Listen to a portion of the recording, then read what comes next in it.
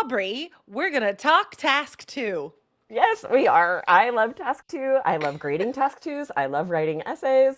I am a super nerd, and I think it's fun to write essays. I loved in school writing essays. So, students, this is who you want to learn from. People like me and Aubrey who are legit nerds about language and writing. Like it's not a lie. We really do love writing essays and reading essays and talking about essays. And so we're who you want to learn from, guys. Um Task 2 on IELTS is it's a classic 4 paragraph essay, right?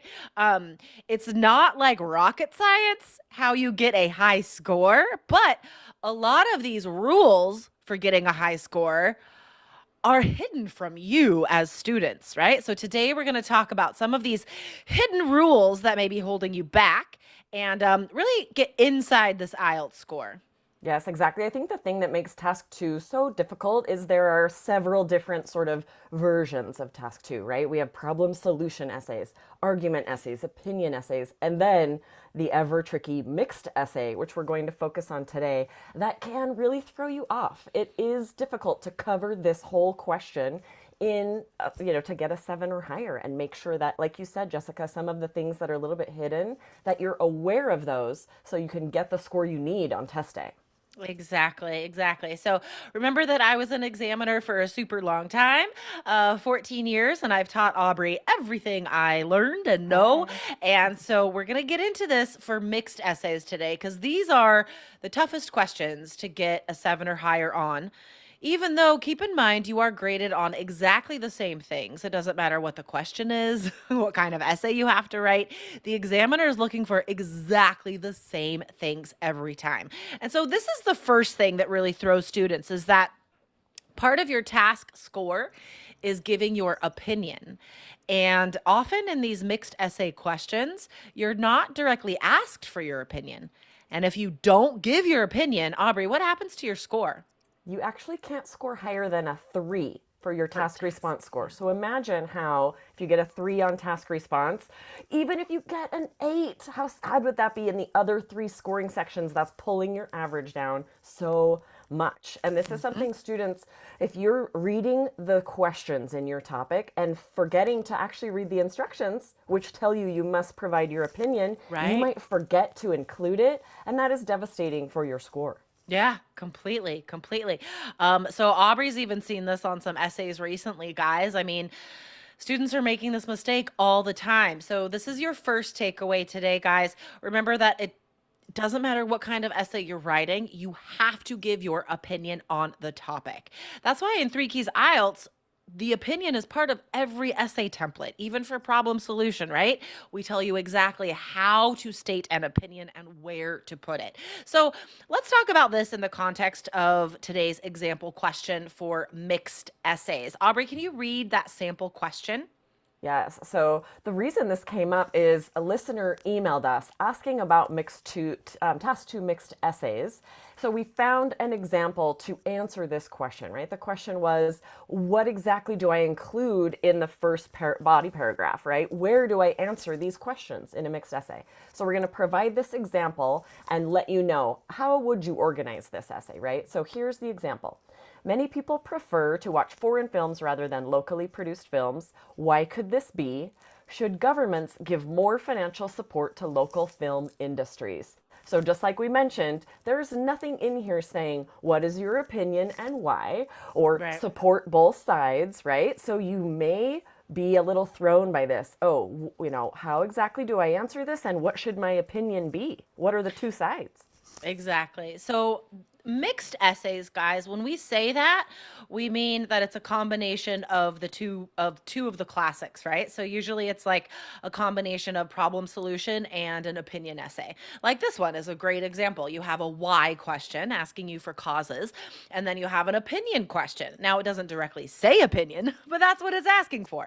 Should governments give more financial support to local film industries?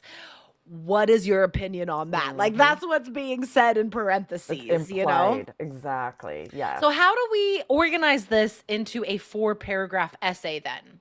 Yeah, so think about your body paragraphs. This is actually very simple. Just answer each of these questions in its own body paragraph. So, that first question, answer it very fully in your first body paragraph. And the second question, give it its own body paragraph. And then you have your introduction, your conclusion, and that will be very well organized, very clear to the examiner that you have fully answered this entire question. The trick is Exactly. where to put your opinion, right, Jessica? So remember, guys, in order to get a 7 or higher for task and cohesion coherence, you have to organize your essay very simply. It has to be Yes. super simple, very clear to the examiner. Like, just if I just skim your essay, just glancing over it, I should know exactly what kind of essay you're writing. I should know what the topic is for paragraphs 2 and 3. It should be that direct and obvious. Okay, so this is the perfect way to organize it. Now, where are we going to put our opinion? So, if we say paragraph 2 is answering that first question, why could this be? Put your opinion there as well. We could say, to my mind, many people prefer for films from other countries because they are better funded and have more respected celebrities than local films. Right. So that's also an opinion, right? In my opinion, this is the cause. And then same thing in the next paragraph. Should governments give more financial support to local film industries? I am of the opinion that the government should most assuredly subsidize local artists to compete with the big Hollywood productions from abroad. So, Nice. I love your yeah. examples when you come up with them off the fly, never prepared. But I want to point out something. I was just thinking about this. I think one of the struggles is if you have studied academic essay writing, you Mm. have likely had teachers tell you, don't write in the first person. Don't write, I think this, right? That goes out the window for IELTS writing because you are required to share your opinion. You can't have just the passive voice without ever saying, my opinion is, or I think. You have to be very clear with your opinion, or the examiner still might dock your score just because it's not clear enough. Exactly, exactly. So, guys, remember to focus on the scoring system. That's your goal is to get a high score, so you need to know that scoring system inside and out. Don't follow academic writing rules. Don't follow some YouTube writing teacher that is not talking about IELTS. They're not focused on your score. So remember, guys, you need an IELTS expert, not just a writing expert. I hope today's advice will help you guys out in understanding more what the examiner is looking for. Again, a strong opinion, doesn't matter what kind of essay it is. And the second takeaway is that you need to address everything in the question in your essay.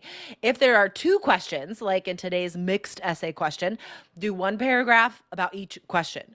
Boom. Like it should be that simple, right? Um, so Aubrey, where can students go for a free IELTS quiz? Ooh, yes. If you guys haven't checked it out, Jessica actually created this with all of her years of examiner knowledge. You can go to allearsenglish.com/myscore and you'll get your estimated band score. What would you score if you took the exam today? Plus free resources that we created. Well, I say we, Jessica created. I shouldn't take credit that you created for you guys to make sure that you are practicing using resources right at your level. Yes. So go to allearsenglish.com/my score, everyone. All right, Aubrey, I'll see you tomorrow for a very special episode. Ooh, I'm excited about that one. See you tomorrow. Bye. Bye.